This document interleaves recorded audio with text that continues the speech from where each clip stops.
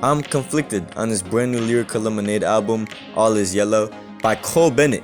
And so today we're going to be discussing as well as doing a track-by-track analysis on this album and the good things, the bad things, everything like that. But before we do that, consider subscribing because, we upload music-related content, news-related content 2 times a week. And with that being said, get your lemonade, get your Cheerios, and let's get right into this. If you're watching this video, you most likely know Cole Bennett or Lyrical Lemonade for a lot of their massive projects with like Juice WRLD.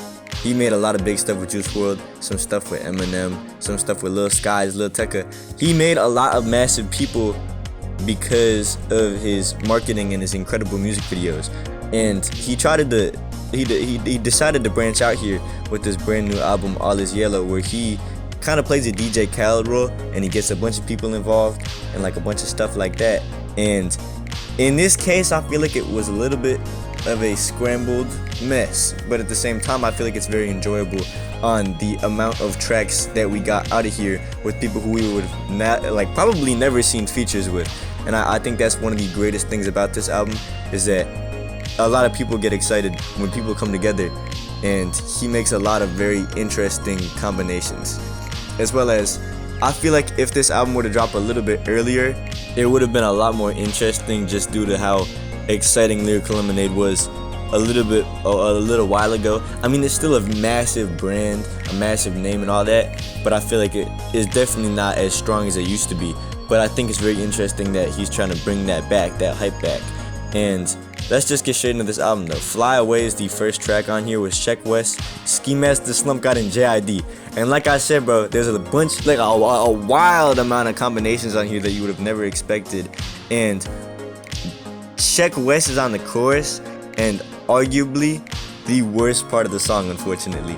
And I love Sheck West normally, but I feel like this chorus is a little bit corny, and I feel like Lyrical Lemonade might have done that. I don't think he made this verse himself. I think that they gave him the idea a little bit, and I don't think he did that good of a job though. Like I feel like the chorus is the corniest part of this. But Ski Mask, the Slump God's verse, and JID's verse were absolutely insane. I feel like it's very refreshing to see Ski again. It's been a minute since we got anything from Ski, and to see him on this track list is very refreshing.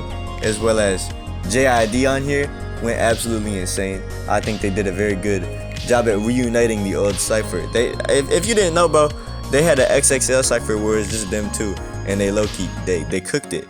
And on this track, they cooked it. And for the most part, it makes a pretty decent song except for the chorus. So with that being said, we have Guitar in My Room, which we already heard from a little while ago. I think this song's pretty good. I think it's an interesting combination. It works pretty well. Say Your Grace with Chief Keef and Lil Yachty is another very interesting combination. Chief Keef's very good, Lil Yachty's very good, and I think they did a pretty good job. I mean, I hate to say it was a little bit underwhelming, but for the most part, the song itself was incredible. This My Life with the Kid Laroi, Lil Tecca, and Lil Skies, and I feel like Lil Tecca definitely carried this one. He did an incredible job. The Kid Laroi's okay. He didn't do a horrible job. Lil Tecca and the Kid Laroi actually are a very good combination though, and I think it's very interesting that they brought Lil Skies onto here. He did his thing too. He had a little bit of sauce. But this brings us to First Night with Tizo Touchdown with a pretty good singing performance, Juicy J, Coach Highs, and Denzel Curry, which is a very wild thing. Also Lil B's on here if you didn't know. But Denzel Curry and Coach Highs did their thing. Tizo Touchdown did his thing. I feel like another example of the chorus being the arguably worst part of the song, but for the most part it was good. Special with Lotto, Sway Lee, and Amine was pretty good, or Amine was pretty good. I think Sway Lee did his thing, Amine did his thing, and a pretty good verse from Lotto. I'm not normally a very big Lotto fan, but I think she did her thing here. With The Fish, with Snot and Six Dogs. Rest in peace, Six Dogs. He was an incredible artist, and I think both of them did their thing on here as well. But Passover, Doomsday with Juice WRLD and Cordae, we've already heard that. Probably the best song on the entire track list, and it was the first song introduced to us on the entire track list. But we got Doomsday Part 2 with just Eminem on the Eminem beat. And bro, say what y'all want, bro, I think this is a little bit corny, man. I think Eminem definitely did an incredible performance lyrically, but I think he just stresses himself out too much, and that's my biggest problem with Eminem. But for the most part, he still did a decent job with his flows and stuff like that.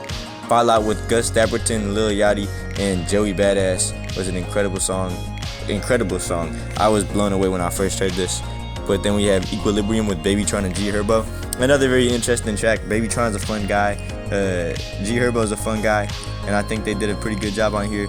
A little bit more of a serious type of track that we have on there. Then Hello There with Lil Tracy Corbin and Black Cray. I think this could be the worst song on the album in my opinion. I didn't really like it that much. I just don't like Corbin though. But let me know how you guys feel about that. Hummingbird with Umi, Sa Baby, and Teaser Touchdown. And I think this is a pretty good singing performance on all parts here, and I think that was a pretty good one. And then Stop Giving Me Advice is the last song on here with Jack Harlow and Dave, which is a very smooth type of song, and I didn't think it was that bad. I think it's also one of the stronger ones on the album. But with that being said, I give this album overall a 6 out of 10 rating. It was a very interesting collaboration with a bunch of artists that was just overall pretty good, but it wasn't the best that it could have been. It definitely could have been a lot more impressive. With that being said, how do you guys feel about this brand new album? Let me know in the comments below for a chance to get pinned. And I love you all very much. I'm conflicted, and I'm out. Peace.